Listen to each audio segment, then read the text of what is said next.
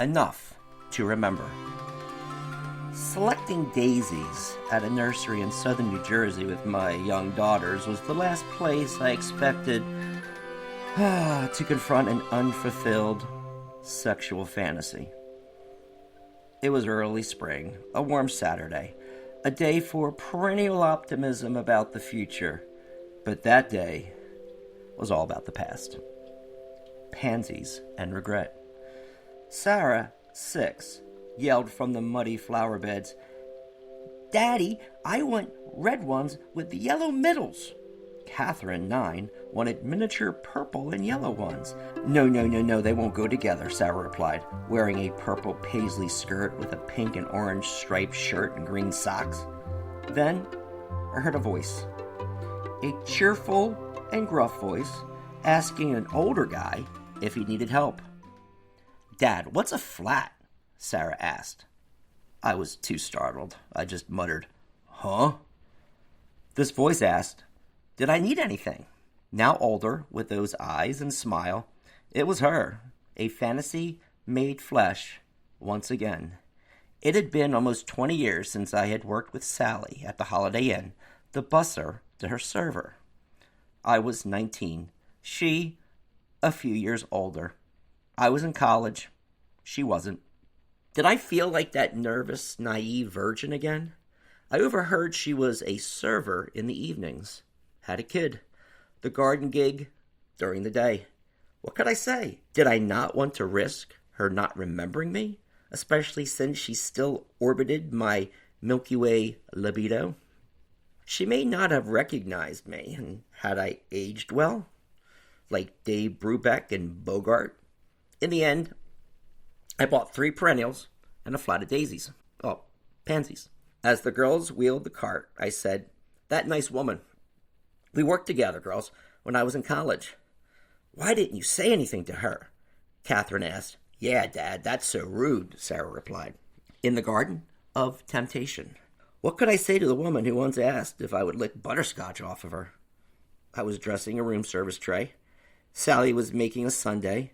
Then, bluntly, she said she needed someone to satisfy me besides myself, and Gary isn't doing it for me anymore.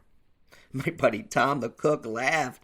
He dubbed her the Butterscotch Queen. The sexual frankness stunned me. I was familiar with male vulgarity and male urges, of course, but this female parallel was frightening. Gary Kubik was her insane boyfriend, sort of like, well, a friend of mine who set up banquets. He's best depicted, I think, in bad verse. Love songs from the health code violation. He wheeled tables helter-skelter through the din, banquet chairs flying, the Yankees didn't win, street hockey battles fought on the kitchen floor, busboys and waitstaff hiding behind the door, a trash can tipped to serve as a derelict goal while Jerry Garcia echoed from his trippin' soul. He'd stumble in with blood caked on his shirt, hurt and cursing, half-baked, but handy to flirt. He'd parody my endless pining for a lease, then bid me to his messy abode for peace. I shrined to Yankees, keepsakes knee-high, with beer cans and condoms, I observed with a sigh. At that messy abode, Gary actually showed me naked photos of his girlfriends. In some, his penis made a guest appearance. "I'm as ugly as a jackal," he said, "but if you ask enough girls, you'll always have a vagina on Saturday night." A self-proclaimed dirtball, he had no ambition to be anything more than a hotel setup guy. This astounded me, this lack of ambition. A genuine outcast. His successful life meant beers, smokes, a vagina for Saturday, maybe Sunday night, the Yankees, and the dead. But what about his girl hitting on me? It's blooming butterscotch. Well, I invited them to play tennis. When Gary fetched the ball, Sally winked and bent over. The flirtation was obvious. What about Gary? After all, I drank his beers and took notes about not putting women on a pedestal. They're like New York taxis, he said. You miss one, another one's coming. Yeah, but his taxi was opening her door, and I had a sweet tooth. A week later, I invited them over for a swim, along with other hotel buddies. While Gary played a suicide game of basketball, dribbling while smoking his Camel, Sally was playing water volleyball with me, asking if I liked her white swimsuit, knowing her large, pert, and purple nipples distracted my serve. Did she laugh because I had trouble swimming? Sally led me to the bathroom to change. She pulled me in, kissed me, like really kissed me.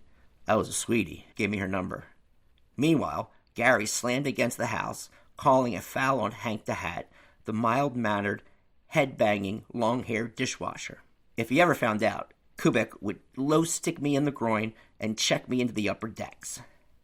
But I penciled in butterscotch on my mom's grocery list. Hon, what's with the butterscotch? I have a hankering. It's been a while, Mom. But that week, Sally left the hotel.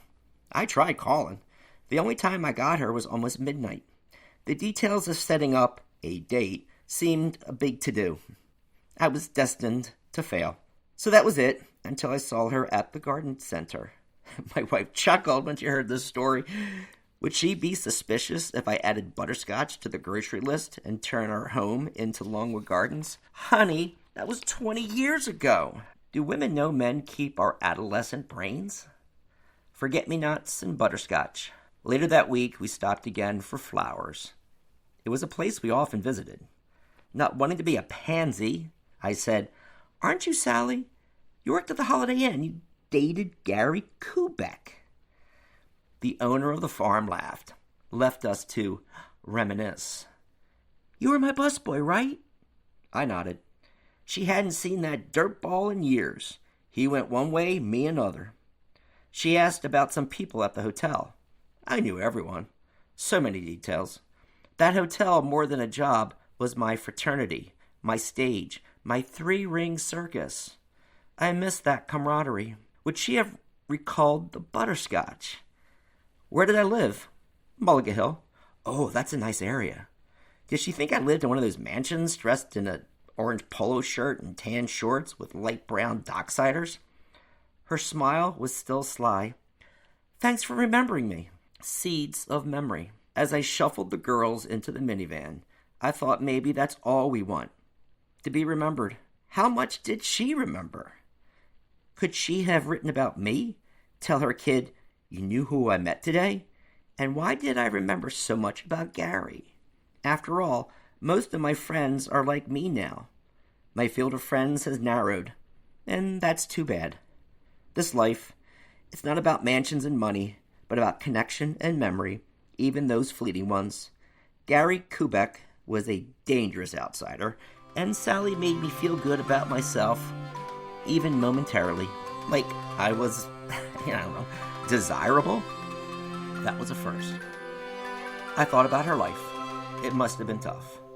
She was working as a server to pay bills. I was working to pay for my car and gas for college and to travel and study in Europe. I never knew her dreams, but everyone knew mine. It still must be hard for her, working at the nursery, working again as a server, raising a child. Did she have anyone? What were her dreams? It was hard coming from a divorced family, me, feeling cheated about commuting to college, but what did I have to complain about? On the ride home, Catherine asked if I was friends with her. She was a girlfriend of one of my buddies. Did you know her well?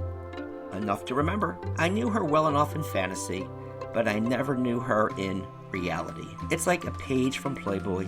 The image alluring, but what is that airbrushed woman thinking? Is she just another image to color with her own brush of desires? Perhaps that's why she lingers, like Gary too, as so many linger, especially from childhood, in a realm of our own creation, not real, but in the preserved black and white coloring books of fantasies and fables that never really go away.